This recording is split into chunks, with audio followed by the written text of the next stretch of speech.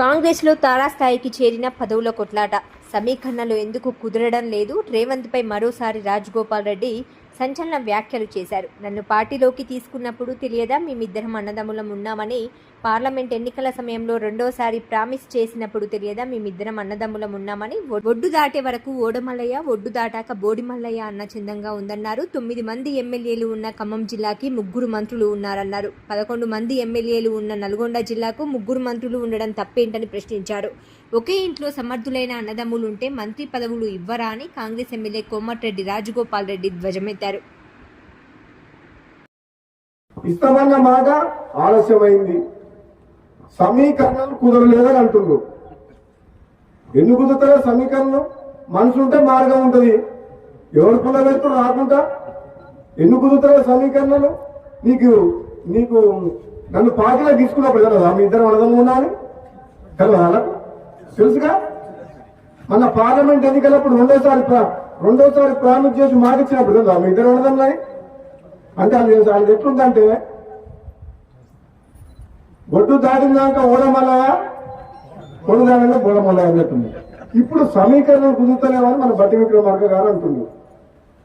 ఏం కుదురుతలేవు? 9 మంది ఎమ్మెల్యేలు ఉన్న ఖమ్మం జిల్లాలో 3 మంత్రులు ఉన్నారు. ఎంతమంది ఉన్నారు? 11 మంది ఎమ్మెల్యేలు ఉన్న నల్గొండకు 3 ఉన్నారు. తప్ప మహబూబ్ గారికి ముఖ్యమంత్రి ఇచ్చినాం కదా మనం. రేవంత్ రెడ్డికి ముఖ్యమంత్రి ఇచ్చినప్పుడు ఇద్దరన్నదమ్ములు ఉంటే తప్పేంది? ఇదే నమ్మడంలో ఎవరన్నా తక్కువ ఇద్దరికిద్దరే గట్టలమేగా ఇద్దరం.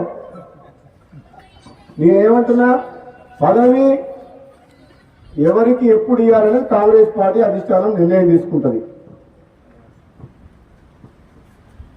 ఆలస్యమైనా సరే నేను ఓపిక పడుతున్నా. పదవుల కోసం పాటులాడే వ్యక్తిని కాను. నేను ఒకటేమంటున్నాను, ఈ ప్రాంతం ప్రజలు గతంలో ఎమ్మెల్యే గెలిపించినప్పుడు మనకు ప్రభుత్వం లేదు, టీఆర్ఎస్ ఉండే. ఇప్పుడు ఎమ్మెల్యే గెలిపించారు, మన ప్రభుత్వం ఉంది. కనీసం ఇప్పుడు ఈ ప్రాంతానికి అన్యాయం చేయొద్దు.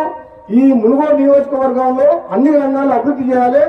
నిజంగా నేను పార్లమెంట్ సభ్యులుగా పనిచేసిన 7 నియోజకవర్గాల్లో, ఎమ్మెల్సీగా పనిచేసిన నల్గొండ జిల్లా మొత్తానికి.